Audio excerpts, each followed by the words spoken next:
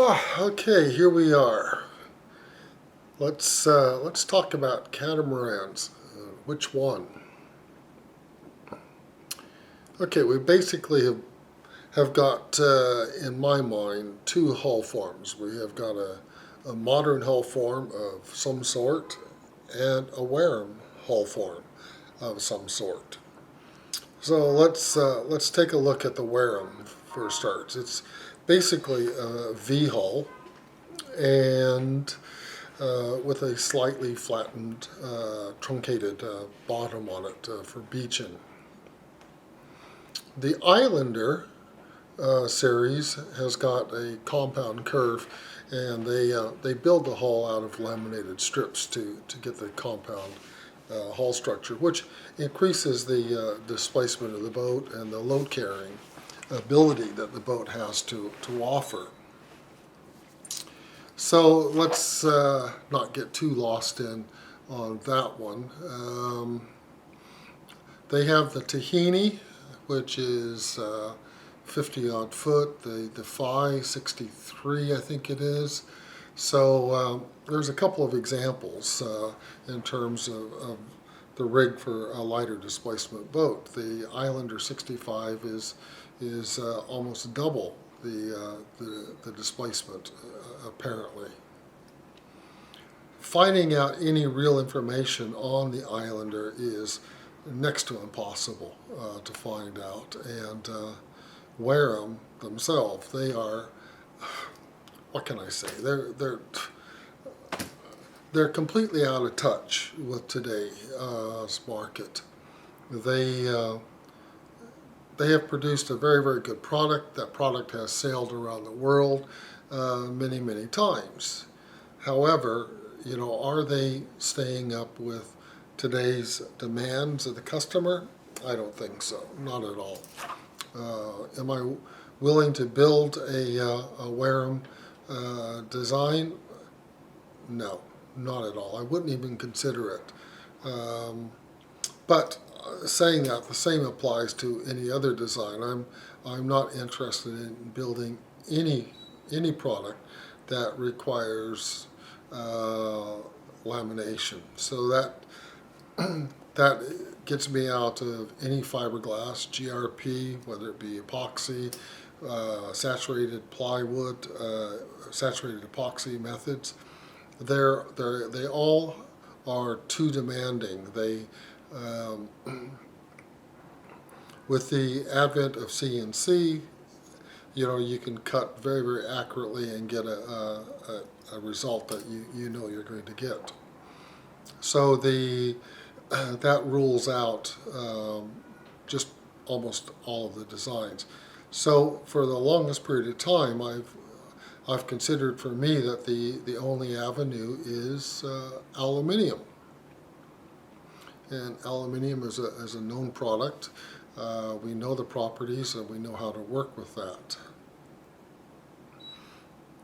So getting back to the Wharram style, for me, what are the big advantages of the Wharram? Well, it's a very popular boat. Wherever you look for Wharrams for sale, they're sold. They sell very quickly. So they've got a very high resale value.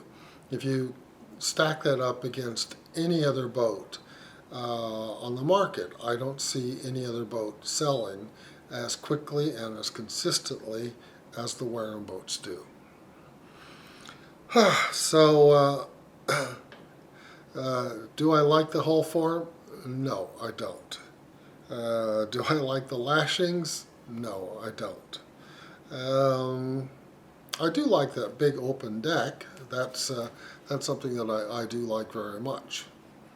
But in terms of building a boat very, very fast and achievable, I think that the Wharram probably has a lot to offer.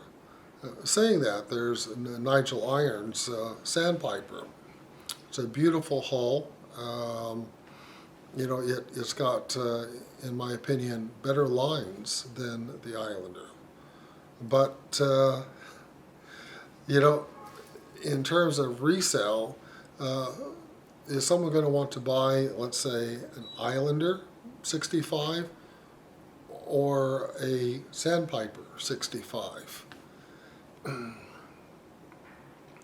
I think that the answer kind of speaks for itself. I think that most people will go for the inferior product, which would be the Wharram Islander.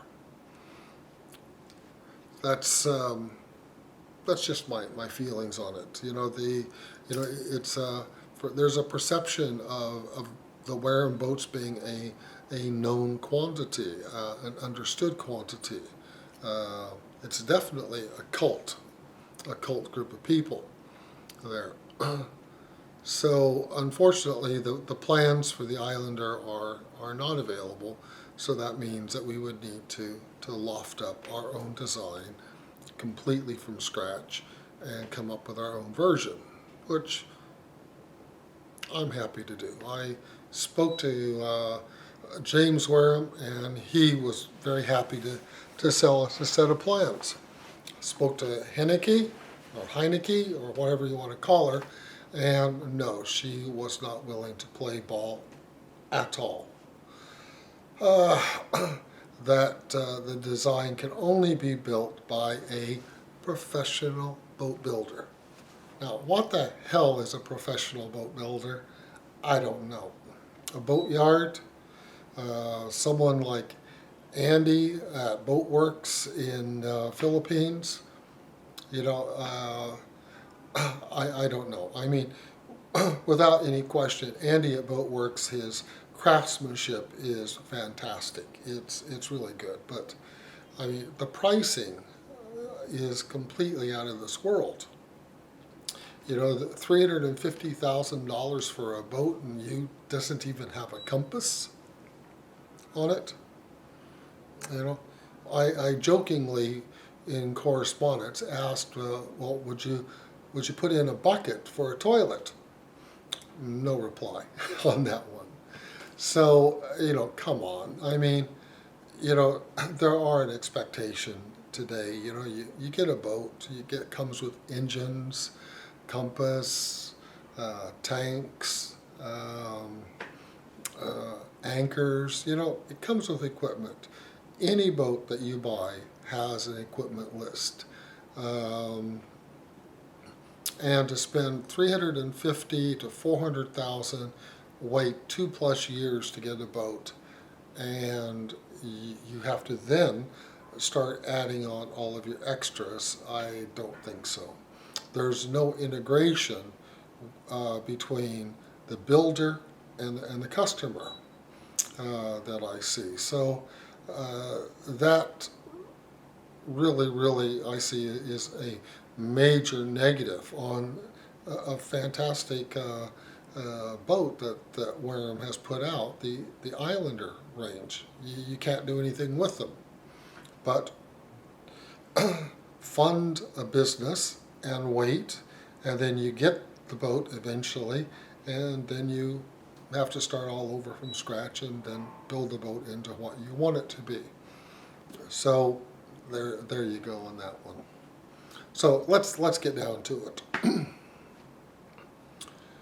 I think the choices are as follows: that we build a solar-powered catamaran that's supplemented by diesel, either diesel generator or diesel engines. That's option one, and in that option would be a semi-displacement hull. The next option would be to go down the road and look at the Waller CC40, but quite a larger version of that. The CC40 has got internal pods to increase the living space. Wharram has not added anything like that to the side of their boat. I think it's probably because it's an added complexity for the home builders on it. The next part of the equation is the Sandpiper. The Sandpiper has got fantastic lines, lovely shape to it, but it is definitely laid out as a as a day charter boat, and it will not carry very much weight up forward there on that boat. And it's got less beams, and as a result of that, the beams are quite a bit larger.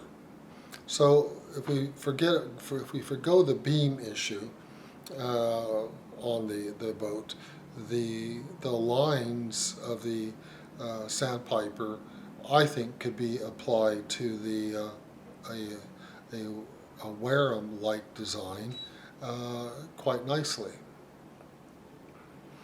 Okay, so what about material? Okay, plywood epoxy is out of the question. It's too much work. The cost of the materials is very, very low. Epoxy is not cheap, but the problem is the consumables, buckets, brushes, trowels, etc. That price of consumables, people really does, they miss that. And having built GRP boats, as you progress in the build and you get into smaller and smaller glassing jobs, those jobs get very, very expensive because of the consumables. And you just have to look at how much material you mix. Is a very small amount, and you're throwing away the rest of the material in the buckets and etc. So you're not covering a large area. And in terms of any composite material, the cost savings is in working with large areas. As soon as you go to small areas, any cost savings is not possible. You're going to spend a lot of money for that. I can remember I was building an area in my around my engine room on my last boat, which was a 66-foot staysail monohull boat, and we put in 30 layers of glass, and each of those layers was a job and a major preparation to go to go for the next laminate on there. And I'll never forget that. The cost on that was crazy expensive, but it just took time and perseverance to build that up.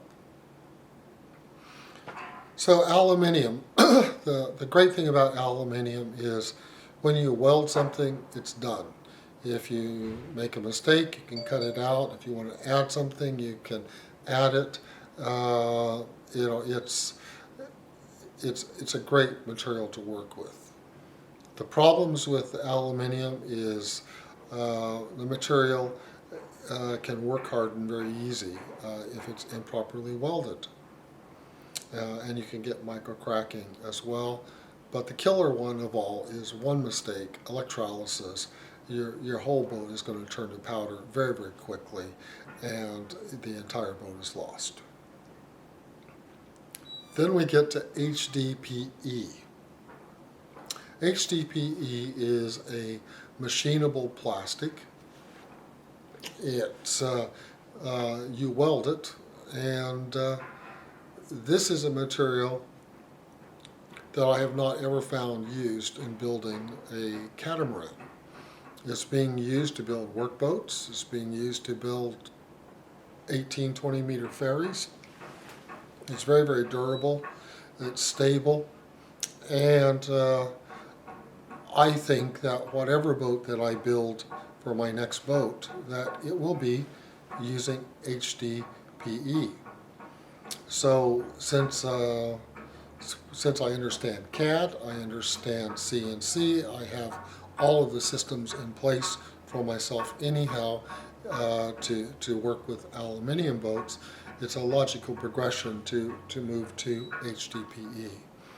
So as we proceed in determining what boat I'm going to build as my retirement boat, then I think that the material will be HDPE. I'm not saying for sure, but I think that is most likely the reality of it there. Maybe it will be HDPE hulls and aluminium, um, an aluminium-based cross beams or something along that line. But I do believe that this is an avenue that I will most likely go down, and early indications, it's going to be about 35% the cost as if I built it in aluminium, that's a big win all around there. So getting down to hull styles. Okay, first off, number one, one of the things I don't like about the Wharram style boat or any boat is boarding the boat from the side of the boat is dangerous. I've experienced that in my other boats, and it's just no fun at all. Saying that, boarding a boat from the rear and you've got a bit of sea, then you always have the risk of the tinder getting caught underneath the boat. But you have that from boarding on the side of the boat as well. So I would like to have a set of stairs in the boat. I think that to summarize very quickly, I would probably be happier with a more modern style boat. However, the Wharram style boat lends itself so well for just running up on the beaches, anchoring, and if you could marry that with HDPE, then you're talking about dealing with things like rocks and abuse that you'll get, and it will handle it. So I guess the next step there is I think it's time to probably throw down some final lines in CAD in terms of a modern version of a boat, a V-hull Wharram style boat, and then make a decision. Straight up, the Wharram style approach is definitely going to be the fastest and the cheapest. But whatever I do, when I finish it, I'm going to make the plans available for anyone that wants to use the plans. So it's going to be there for you. Okay, thanks a lot. Enjoy.